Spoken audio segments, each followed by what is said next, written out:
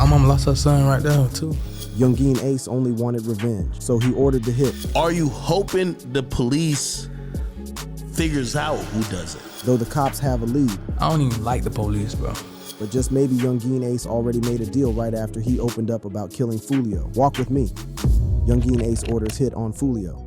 On June 23, 2024, the world woke up to the devastating news that Jacksonville rapper Foolio had been shot and killed while celebrating his 26th birthday. The late rapper's attorney Louis Fusco confirmed the news of his death in a short statement. He said, Mr. Jones had been in Tampa to celebrate his birthday over the weekend. Law enforcement reports indicate that he initially stayed at an Airbnb, but was asked to leave due to exceeding occupancy limits. He subsequently relocated to the Holiday Inn, where he was involved in an incident in the hotel parking lot and reportedly ambushed. It wasn't the sort of news Foolio's fans wanted to wake up to, but the deed had been done, and investigators immediately opened up an investigation into Foolio's murder while asking the public for help in identifying the killers. Well, one of Foolio's fiercest rivals heard the call by law enforcement, and in a moment of maddening arrogance decided to out himself over his involvement in Foolio's death. Just hours after the tragic news of Foolio's death broke, Yungeen Ace shocked the world by releasing a diss track titled Do It. The timing of the release was nothing short of controversial, as it came on the very day Foolio was killed. Fans were left in disbelief, questioning the ethics and motives behind such a provocative move. In Do It, Yungeen Ace delivers aggressive and confrontational lyrics that allude to Ace orchestrating a hit on Foolio. Although he doesn't mention Foolio by name, the themes and timing of the track make it clear who the target is. Ace raps, "Every car I've been, these B-tinted, choppers and killers in it, catch his ass and do his ass, you know he finished. He with his baby do it, he with this bitch do it, with his mama do it." The lyrics paint a vivid picture of violence and retribution, leaving little doubt about the intended message. This was in order to take out Foolio no matter the cost or collateral damage. Interestingly, when Foolio was ambushed, 3 people were also caught in the gunfire, but they somehow survived and were rushed to the hospital to receive treatment. Furthermore, the visual of Do It added another chilling dimension to the diss track, as it was eerily similar to the actual crime scene. Although Yungeen Ace is clever not to mention Foolio's name, the video tells a different story, depicting masked men shooting another man in the parking lot of what looks like a motel. Foolio was killed at the parking lot of the Holiday Inn where he was celebrating his birthday, making Yungeen Ace's Do It not a mere coincidence. In the chorus of the song, Ace raps, "Catch his ass and do his ass, you know he finished. Flip his ass and smoke his ass, we stand on business," painting a gruesome picture of murder. The reaction on social media was immediate and intense.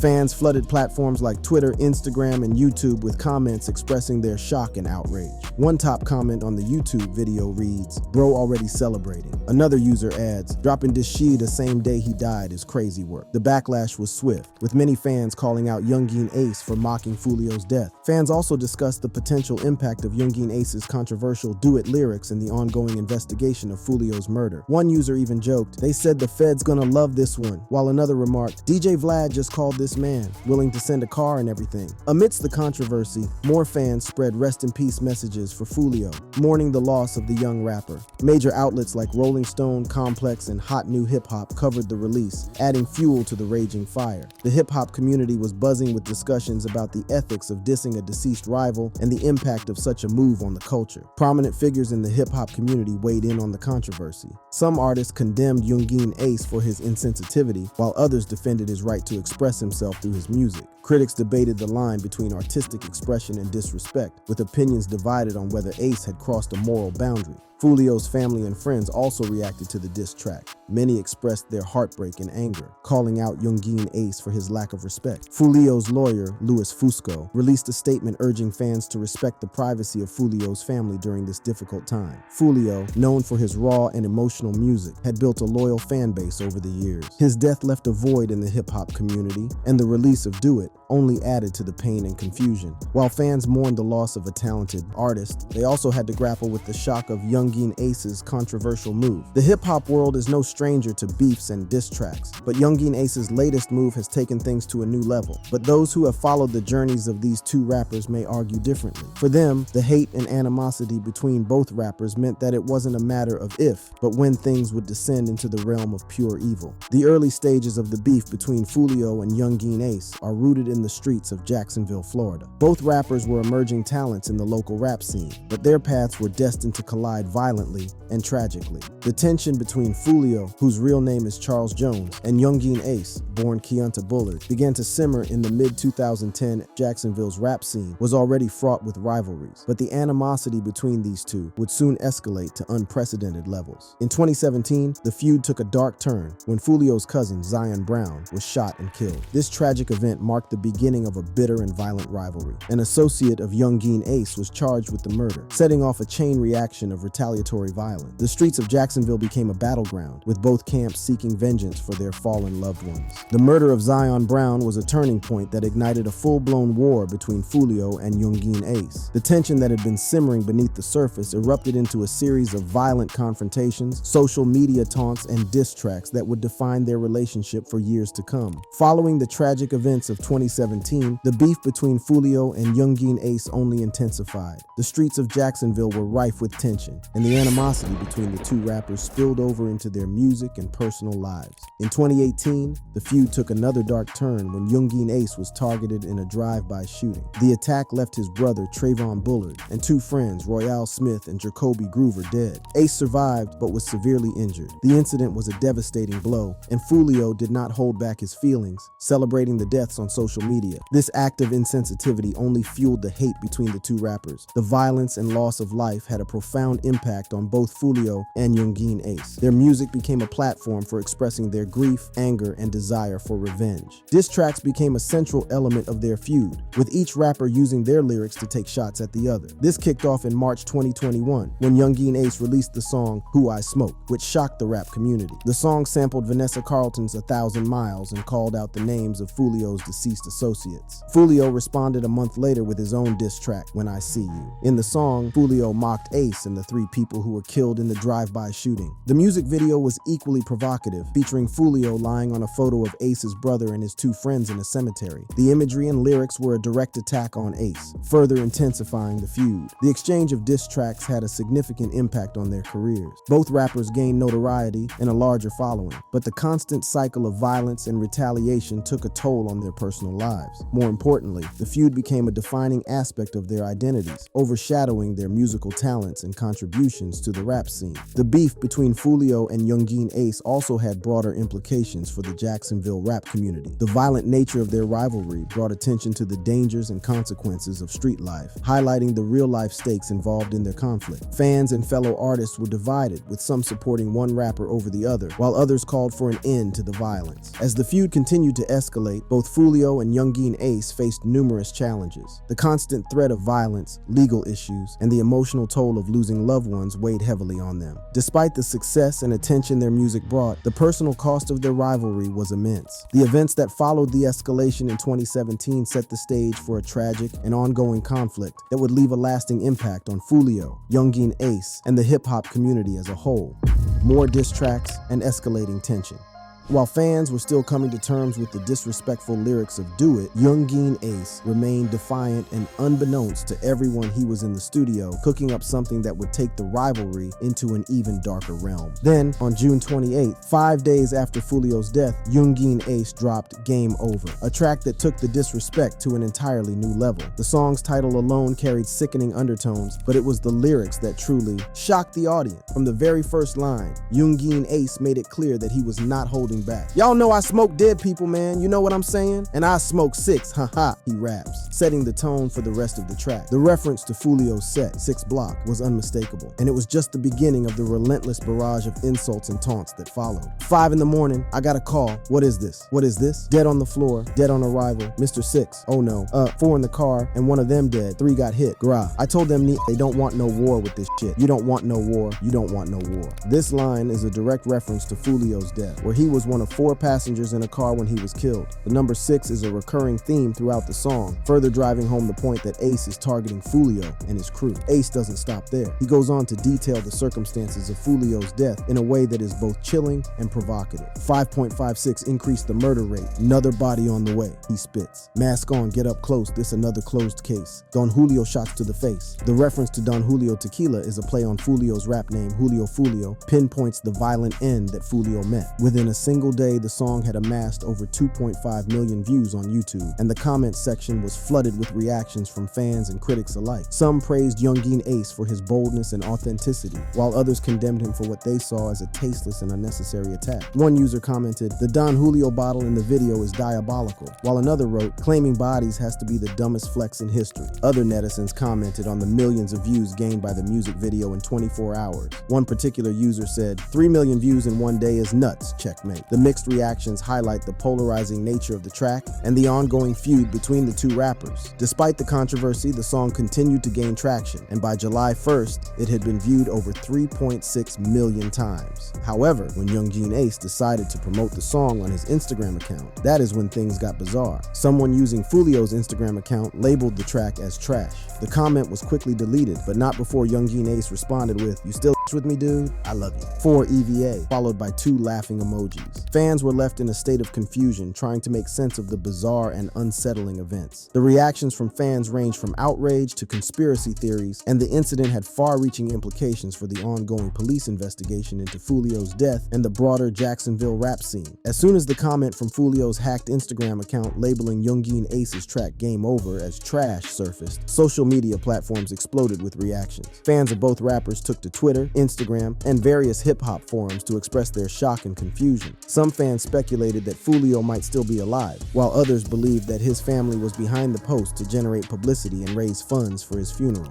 The video of Foolio promoting his social media page, which was uploaded by the hacker, left fans bewildered. One of the videos uploaded by the hacker showed Foolio promoting his social media page, saying, "Hey, this Foolio, man. Go follow my people Fuel Pack, man. I'm gonna put their app below and I'm gonna put their telelink right there." The video was captioned, "No fuel, no deal, everything guaranteed." Earlier in the day, the hacker had commented on Yungeen Ace's Game Over track with a trash emoji, which led to Yungeen Ace's sarcastic response. The exchange highlighted the deep-seated animosity between the two camps and underscored the volatile nature of their feud. Meanwhile, the Instagram altercation had significant implications for the ongoing police investigation into Foolio's death. Jacksonville Sheriff TK Waters had already made it clear that the authorities were closely monitoring the situation and would not tolerate any retribution or revenge. The bizarre social media activity added a new layer of complexity to the investigation. The police had to consider the possibility that the hackers' actions were intended to provoke further violence or disrupt the investigation. The authorities were also concerned about the potential for escalation. The feud between ATK and KTA had already resulted in numerous shootings and deaths, and the Instagram altercation threatened to reignite the violence. The police increased their presence in key areas of Jacksonville, hoping to prevent any retaliatory attacks. They also urged the public to come forward with any information that could help identify the hacker and bring them to justice. The feud between Yungeen Ace and Foolio had already cast a shadow over the city's music community, and the Instagram altercation only deepened the divide. Other local rappers and artists found themselves caught in the crossfire, forced to choose sides or risk becoming targets themselves. The incident also drew national attention to the Jacksonville rap scene, but not in a positive light. Media outlets across the country picked up the story, painting a picture of a city plagued by gang violence and feuding rappers. The sensational headlines and tabloid-style coverage overshadowed the genuine talent and artistry that existed within the community. Many local artists felt frustrated and disheartened as their efforts to build a positive and supportive music scene are being undermined by the ongoing feud. Legal consequences for Yungeen Ace. In the wake of Julio Foolio's tragic death, the Tampa Police Department has launched an extensive investigation, enlisting the help of multiple law enforcement agencies. The complexity of the case and the potential for further violence have made it a top priority for authorities. The FBI and the Bureau of Alcohol, Tobacco, Firearms, and Explosives, or ATF, have joined forces with the Tampa Police Department and the Jacksonville Sheriff's Office to piece together the events leading up to the shooting. This collaboration aims to leverage the expertise and resources of each agency to solve the case swiftly and prevent any potential retaliation. Meanwhile, in the days following the fatal shooting, investigators have been meticulously combing through the crime scene, collecting evidence, and interviewing witnesses. The parking lot of the hotel on Fowler Ave and McKinley Drive, where Foolio was killed, has become a focal point of the investigation. Bullet casings, surveillance footage, and witness testimonies are being analyzed to piece together the sequence of events. In New Tampa, residents have come together to mourn the loss of Foolio and the other victims of the recent shootings. Vigils and community meetings have become a common sight as neighbors seek solace in answers. Amidst the fear and panic, Tampa Police Department Chief Lee Burkall held a town hall meeting to address the community's concerns and provide updates on the investigation. The room was packed with residents eager to voice their fears and seek reassurance from law enforcement. One of the neighbors remarked, "I can't comfortably sit in the parking lot because there might be a shooting. I don't want my son to witness it. I don't want to get in the crossfire. What is being done to ensure our safety?" While responding to the concerns of the residents, Burkall revealed that he was limited in what he could share about the investigation, but assured them that his investigators had everything under control. He said, "There's no evidence to show any of them are connected, and there's no evidence to show that any of these are random. I'm out here to reassure the community that we are out here in full force." In response to the recent violence, the Tampa Police Department has increased patrols in New Tampa, with officers engaging with community members to build trust and provide a sense of security. The visible police presence aims to deter further criminal activity and reassure residents that their safety is a top priority. According to Jacksonville Sheriff T.K. Waters, the same measures are being applied in his city, with members of the JSO gang unit monitoring individuals affiliated with the warring group. Waters went as far as assuring the community members that his officers would follow the gang members one at a time if ever the need arose. Community members have also taken matters into their own hands, organizing neighborhood watch groups and discussing safety measures to protect their families and homes. The sense of unity and collective action has provided some comfort in these uncertain times. The diss tracks released by Yungeen Ace also add another dimension to the scope of the investigation. Rap music has long been a powerful medium for expressing personal experiences and social issues. However, the genre's raw and unfiltered nature has also made it a lightning rod for controversy, particularly when it comes to lyrics that reference real-life conflicts and violence. Rap lyrics often reflect the harsh realities of the artist's lives and environment. While this authenticity is what makes the genre so compelling, it can also perpetuate cycles of violence, especially when rivalries and personal disputes are aired publicly through music. In the case of Foolio's murder, the timing of Yungeen Ace's diss track Do It has raised significant concern. Released on the same day as Foolio's death, the track alludes to orchestrating a hit on his rival, sparking speculation about Ace's possible involvement in the shooting. Bruce Rivers, known for analyzing various hip-hop related cases on his YouTube page, has provided his legal expertise on Yungeen Ace's latest diss tracks. Rivers believes that the timing of the tracks as well as the pointed lyrics makes them prone to being considered as evidence in the ongoing investigation. While reviewing the Do It music video, Rivers said, "Did you hear what he just said? If they can link Yungeen Ace to any kind of case related to this is coming into evidence now. We're going to have more killings because it's just going to fuel it even more. If you dance close to the sun, you're going to get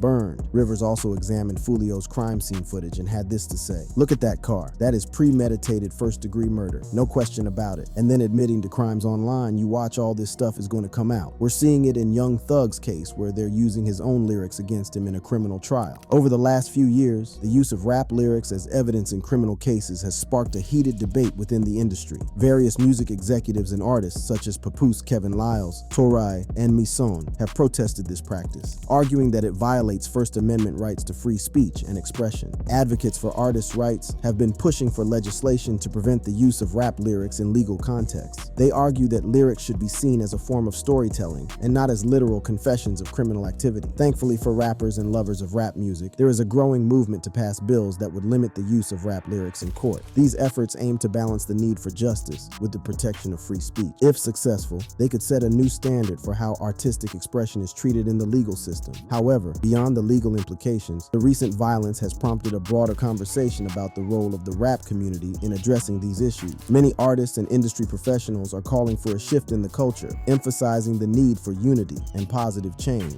For now, Foolio's fans and family are particular about the ongoing investigations. While the police are yet to mention Yungeen Ace as the main culprit, word on the streets is that they already know the gang responsible for Foolio's untimely demise. The Jacksonville rapper's beau, Monty, has also mentioned via a tweet that she won't be the only one crying. What will truly happen to the killer, no one knows. But to get the full juice from the Foolio investigation scoop, be sure to click on the card showing on the screen.